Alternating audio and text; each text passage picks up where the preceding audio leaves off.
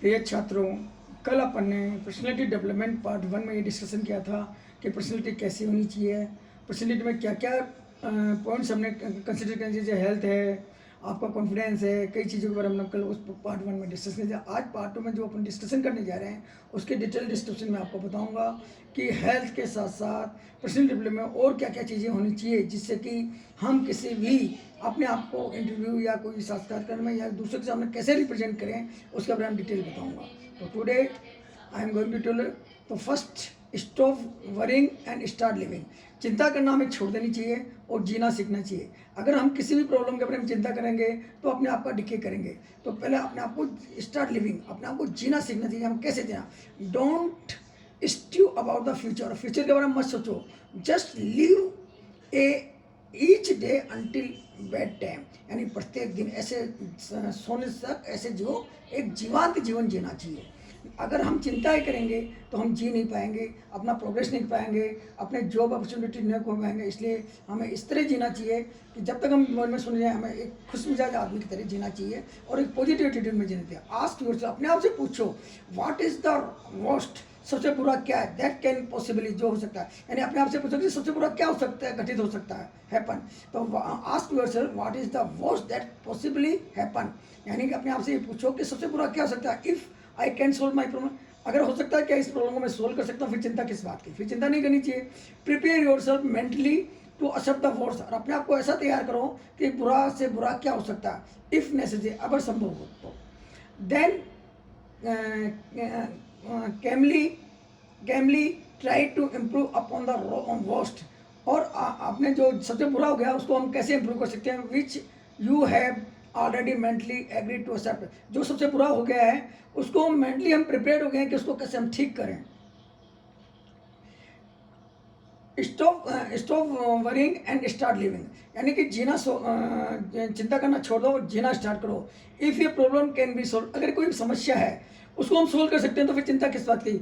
No need to worry about, हम इसकी चिंता क्यों करें? अगर कोई प्रॉब्लम है उसको हम सोल्व कर सकते हैं तो हमें चिंता नहीं करनी चाहिए।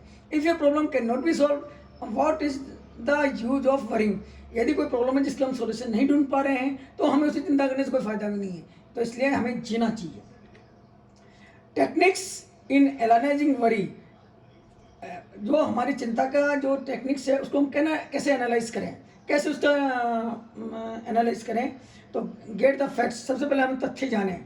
Half of the worry in the world caused by the people trying to make the decision before they have sufficient knowledge on which the base of the decision, यानी कि ज़्यादातर पब्लिक ऐसे चिंता करती है कि उनको पर्याप्त नॉलेज होती है और उनको डिसीजन लेने की क्षमता होती है, लेकिन डिसीजन लेने के बारे में भी आधी चिंता तो है कि हम डिसीजन लेने के लिए वो चिंता करते हैं। क्यों करते हैं उसको नहीं, जबकि उन्हें सफेद पता था। इसलिए अपने आप को पूर्ण नॉलेज के साथ सोचना चाहिए और नॉलेज का उपयोग करते हुए विदाउट चिंता उसका डिसीजन लेना चाहिए। After calculating all the facts, सावधानी पूर्वक समस्त तथ्यों की हम एनालिसिस करें, कम टू डिसीजन, और उसके बाद में हम डिसीजन में, यानी जो भी हमारे पास फैक्ट्स है उनको एनालाइज करें, उनके बाद से सोचें और फिर निर्णय लें। Once a decision is carefully reached, एक बार हम सावधानी पूर्वक समस्त तथ्यों का एनालिसिस करके अगर डिसीजन पहुंच जाते हैं तब हमें कार्य करना चाहिए। when you or any of your associates are tempted to worry about the problem, जब तुम और तुम्हारे जो साथी लोग हैं किसी प्रॉब्लम के बारे में चिंता करते हैं तो उसको पहले लिखो और उसका और निम्न प्रश्नों का आंसर दो। यानी कि जब हम लोग किसी प्रॉब्लम के बारे में सोचते हैं तो सबसे ऊँची चिंता करने की अपेक्षा उसको हमें लिखना चाहिए और उसके सोल्यूशन के बारे में सोचना चाहिए। तो व्हाट इज़ द प्रॉब्लम, पहले हमें ये बताना चाहिए कि हमारी प्रॉब्लम है क्या, what is the problem, problem क्या है, और what is the cause of the problem, और इस प्रॉब्लम का कारण क्या है। What are the all possible solution, और ये जो प्रॉब्लम है इसके संभवतः क्या सॉल्यूशन हो सकते हैं उनके बारे में एनालिसिस करना चाहिए। What is the best solution, और उन सॉल्यूशन में सबसे बढ़िया सॉल्यूशन क्या है उस पर हमें विचार करना चाहिए। How to make the good personality, हम अपनी पर्सनैलिटी कैसे अच्छी बनाएं। तो डोंट बी लाउड, हमें चिल्लाना नहीं चाहिए। What when to speak up, no when to speak up, जब हम बोलें तो पहले विचार करें कि हम क्या बोल रहे हैं, फिर उसको बारे में जानें और फिर बोलें। Don't be afraid to talk the others, don't to afraid, दूसरों से बात करते टाइम तुम्हें घबराना नहीं चाहिए।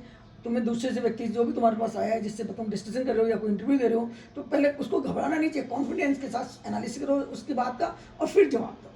Having a sense of humour is plus.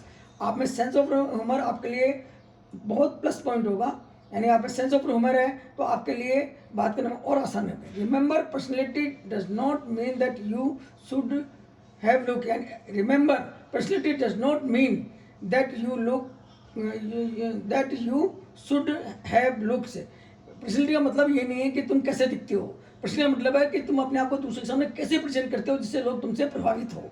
Be kind and considerate, तुम्हें पोलाइट और कॉन्फिडेंस के साथ अपने आप को प्रेजेंट करना चाहिए।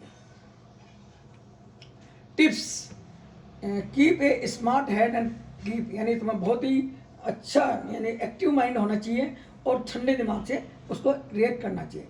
डोंट साउट और एग्रेसिव, तो मैं एग्रेसिव नहीं होना चाहिए और चिल्लाना नहीं चाहिए। डोंट बी डाउट योरसेल्फ, और अपने आप पे कभी डाउट नहीं करना चाहिए। अपने आप को फुल कॉन्फिडेंस के साथ दूसरे के सामने प्रेजेंट करनी और बात करनी चाहिए।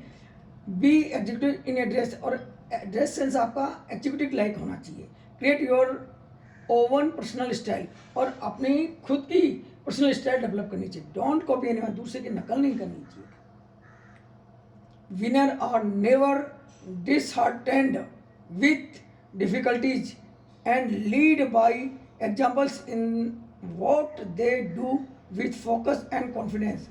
कभी भी विजेता डिसहार्टेड नहीं होता है डिफिकल्टीज से। जो भी कोई भी विजेता होता है वो जो भी कठिनाई है तो उसको फेस करता है और लीड करता है विथ और कॉन्फिडेंस के साथ वो फोकस करके उनको सोल्यूशन करता है।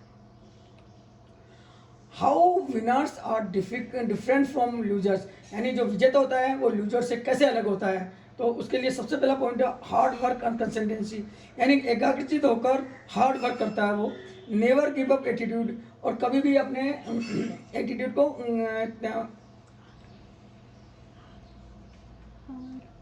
यानी कभी गिव अपना कभी हार नहीं माननी चाहिए। मतलब व्यक्ति को कभी हार नहीं माननी चाहिए और अपने काम पे फोकस्ड और अपना जो टारगेट है उसको फोकस करना चाहिए। और स्ट्रेटेजिकल प्लानिंग, एक सिस्टमेटिक प्लानिंग होनी चाहिए लाइफ में कि जो भी आपके प्रोजेक्ट है या कोई वर्क है उसको एक सिस्टमेटिक प्लानिंग से आगे बढ़ना चाहिए। और अपना सेल्फ कॉन्फिडेंस और अपना आप में कॉन्फिडेंस होना चाहिए कि हम इस अचीवमेंट तक पहुँच सकते हैं।